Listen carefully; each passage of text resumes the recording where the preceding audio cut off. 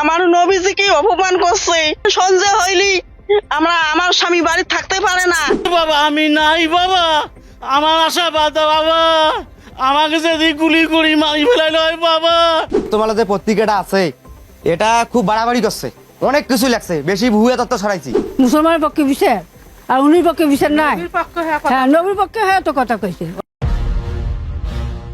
সম্প্রতি মহানবী হজরত মোহাম্মদ সাল্লাল্লাহু আলাইহি ওয়াসাল্লামকে নিয়ে কটূক্তি করে ফেসবুকে পোস্ট নিয়ে রংপুরের গঙ্গাচড়ায় হিন্দু বাড়িতে হামলা ও ভাঙচুরের ঘটনাকে সংখ্যালঘু নির্যাতনের ইস্যু বানানোর অভিযোগ উঠেছে। খোঁজ নিয়ে জানা গেছে, প্রকৃত ঘটনা আড়াল করে উস্কানিমূলক তথ্য ছড়াচ্ছে প্রথম আলো, ডেইলি স্টার ও সন্তোষ শর্মার কালবেলা সহ দেশের কিছু গণমাধ্যম। আর এদের মিথ্যাচারের সুযোগে বাংলাদেশের বিরুদ্ধে ষড়যন্ত্র করছে ভারতীয় গণমাধ্যমগুলো। তবে স্থানীয় বাসিন্দা ও গণমাধ্যম সূত্র বলছে, ধর্মীয় অনুভূতিতে আঘাত হানার অভিযোগে হিন্দুপাড়ার বাসিন্দা রঞ্জন কুমারের বাড়ি ভেবে তার চাচার বাড়িতে হামলা হয়েছে। মূলত বিক্ষুব্ধ জনতাকে উস্কে দিয়ে ওই বাড়িতে হামলা চালানোর ইন্ধন দেওয়ার অভিযোগ উঠেছে স্থানীয় পত্রিকা যুগের আলোর সাংবাদিক হাবিবুর রহমান সেলিমের বিরুদ্ধে। ওই সাংবাদিক নিষিদ্ধ ঘোষিত সংগঠন রংপুর মহানগর ছাত্রলীগের সাবেক সাধারণ সম্পাদক। হামলার ব্যাপারে অভিযুক্ত রঞ্জন কুমারের চাচি বলেন, মেম্বার কল করে রঞ্জনের ফেসবুক পোস্টের বিষয়টি জানান। পরে রঞ্জনকে নিয়ে থানায় যান তার চাচা।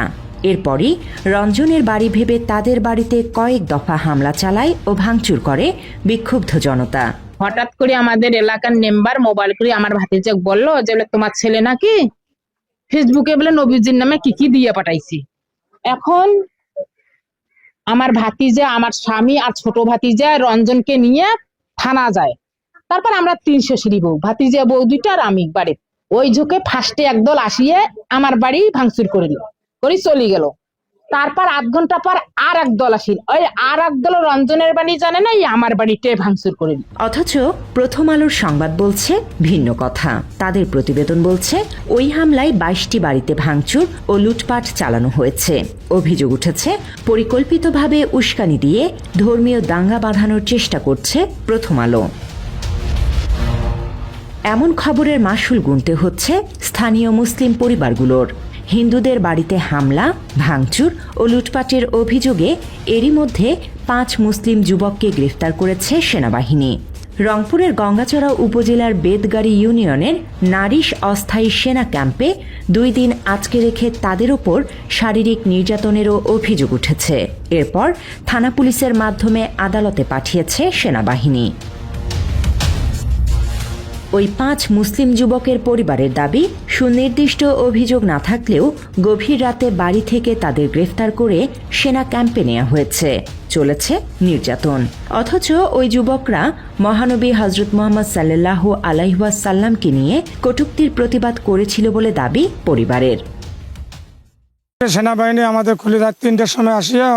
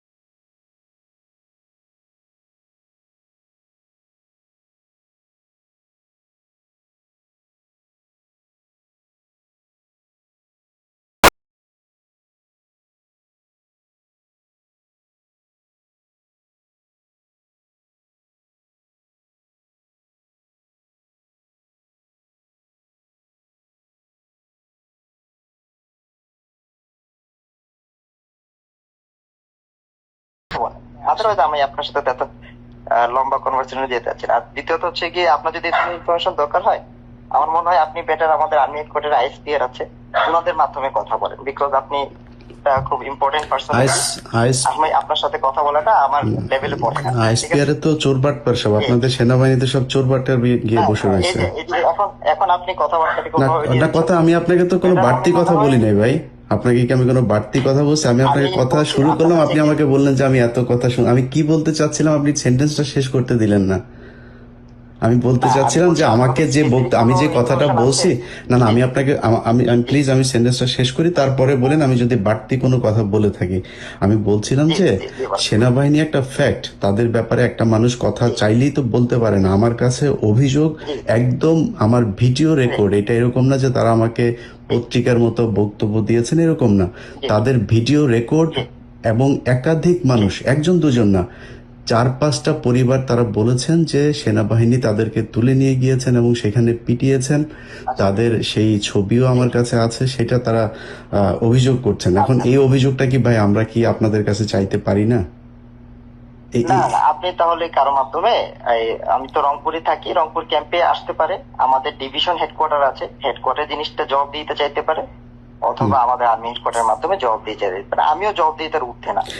আমি ভাই, এখন আপনি তো ওইখানকার চিফ, আপনি সব কাজ করবেন সেটা তো না। আমি তো বলিও না যে আপনি পেটাইছেন, এটা কি আমি একবারও আপনাকে বলছি? আমি বলছি যদি এরকম কিছু হয়ে থাকে, আমার তো মনে হয় আপনারা সেটার ব্যবস্থা নেন, তাই না? আপনারা সেনাবাহিনী তো আর সেটাই আপনাকে জানাইলাম আর কি। আপনি হয়তো আমার ভিডিওটা যখন দেখবেন তখন ওইখানে নিশ্চয়ই দেখবেন যে কারা অভিযোগ করছে। তো তখন আশা করি আপনাদের কাছে যে এই ধরনের ঘটনা যদি ঘটে থাকে, আপনি অধিনায়ক হিসেবে আপনার কাছে আমি এটার বিচার চাই আর কি। না, তা তো অবশ্যই, যদি কেউ ধরনের কিছু করে থাকে, অন্যায় করে থাকে, সেটা আমরা অবশ্যই দেখব, কোনো সমস্যা নেই। থ্যাংক ইউ স্যার, ঠিক থ্যাংক আছে, ইউ সো মাচ। আসসালামু আলাইকুম। আসসালামু আলাইকুম। তবে 2 দিন আটকে রেখে শারীরিক ও মানসিক নির্যাতন করার অধিকার সেনাসহ কোনো বাহিনীর নেই বলে জানিয়েছেন সুপ্রিম কোর্টের আইনজীবী অ্যাডভোকেট নুরুল ইসলাম। সেনাবাহিনী গ্রেপ্তার